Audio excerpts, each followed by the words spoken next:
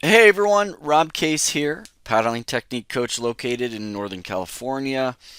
Just finished up watching the Trestles Pro. Had to create this video because of something I saw. It was a paddle battle between Cole Houshmand and Jack Robinson. But before, just a quick announcement. The book finally been released. Super excited about it. Go to surfingpaddling.com/surfing-paddling-technique-book to get 3 free bonus videos before you purchase the book at your local Amazon marketplace. That's surfing-paddling.com/surfing-paddling-technique-book. So enough of me peddling my stuff, though I do think that you're going to really like the information in the book. Let's get on with the analysis. So how does Jack, who's 5'11", out paddle Cole, who's 6'3"? And yes, let's first admit that Cole let him go once Jack began the pop-up motion, right? But what we should examine is why Jack, who is smaller, has a smaller wingspan, was able to accelerate faster and reach that feeling of planing a smidge second sooner from paddling technique and a mechanics point of view. Now keep in mind, both surfers have really good technique. Right? They do. They both have good technique. I will fully admit that. I love both of their technique. But there's one element that Jack implemented that Cole unfortunately did not. And that that one element at a critical point in time. And that's what gave Jack the slight advantage and therefore the wave. Right? So again, Cole's technique really good. Jack's technique really good. They're both really good technique. But let's take a quick, a closer look at the whole sequence in general, just to see if we can decipher what that one thing is. And I was able to find it. So I'm going to start. This clock starts at 0 here when both surfers turn and they start to get into that wave catching sequence. Now at this point, what's also really interesting to note is that from this point forward, I'm going to slow it down on ours, but the timer will link up with it. From this point forward, notice how both are pretty much in sync with their strokes, right? They both take the same number of strokes at that point, except Jack is able to get one of his strokes in just a little bit sooner than the others. Watch this. So stroke one, and if you notice about this, Cole's stroke is already in the water at this point. So Cole actually starts the sequence sooner. Oops, I'm going the wrong way.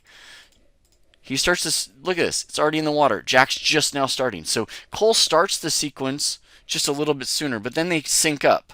There's 2, there's stroke 3, here's stroke 4, and here's stroke 5.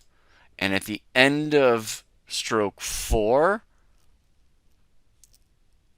with their right arms, this is the stroke that made all the difference in the world. It's really hard to see it at this point in time because the video jumps. So we're going to go ahead and take a look at the next set so we get a nice closer look at this. So they slow it down into slow-mo. Let's speed it up to the one stroke that makes all the difference. Actually, let's take a look because this is all great how they set this up. Watch their arm recoveries are good. Look at that. Nice V-snap, V-snap, keeping that hand close to the body, getting the hand back into the water. And look, Cole is ahead of Jack in terms of the sequence just a little bit. There's another great V-snap, get it back in. Look how close they keep the hand close to their body. Now they're fully in sync, right? There's the nice V-snap for both of them. Boom, boom, looks really, really good. They get it back almost in at the same exact time on this stroke. Right? Both going straight to the propulsive phase of the stroke. Boom, all the way through. Next stroke looks really good. But watch the end of this right. End of stroke 5, or stroke 6, I believe it is. This one right here. Watch what happens. I'm going to slow it down here. Boom. All right, Jack's done with his stroke. And look, he's bringing it forward already. Look at what Cole does. Boop. So they were in sync up to this point. Right there. Look, Jack's already bringing it forward. He's bringing the arm forward already, and Cole completely changes his technique. He gets that little extra push up of water. Remember, for every action, it's equal and opposite reaction. So if you push up, the reaction is that you go down, right? Instead, Jack is now getting ready for his next stroke, right? That's the key difference here, right?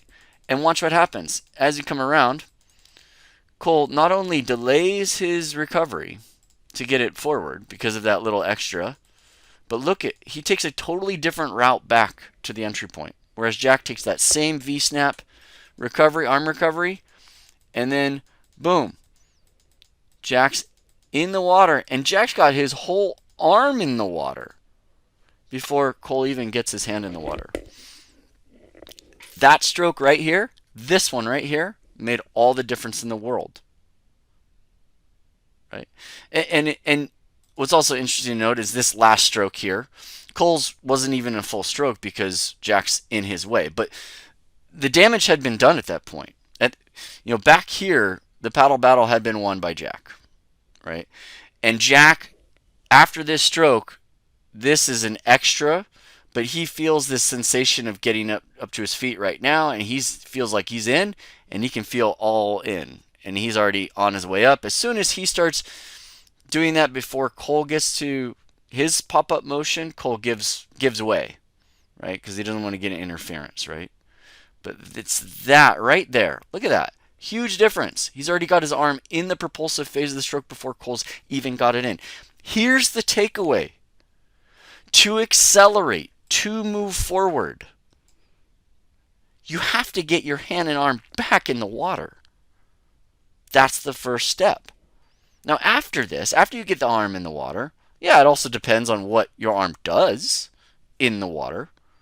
Making sure that you're applying effective propulsion and effective propulsive technique after it, right? But we don't have that footage. We don't have what's going on. I trust that they're both applying effective propulsive technique, and it appears that way from the surface. But without getting the arm into that phase, into the water quicker, there's no chance at acceleration. You only move forward when your arm is actually in the propulsive section of the stroke and moving backwards. That's the only time you move forward. So you have to get your arm at least back in the water. Forward acceleration only occurs when the arm is oriented correctly and is in the propulsive phases of the stroke. And you can learn all this in the book and in the online course. You like the callback? I know. Pretty cheeky of me, I know. I also like, here at the end, just how, look at this little cheeky smile. Cole, right there. Little cheeky smile. Look at that, right? Pretty rad he did that. Was it all part of his strategy? Or was he just laughing, because he was humble? Either way, I have great respect for both of these surfers. Great technique on both sides. Hopefully you've learned something new that you can apply next time when you go surfing. And until next time, I'll see you in the water.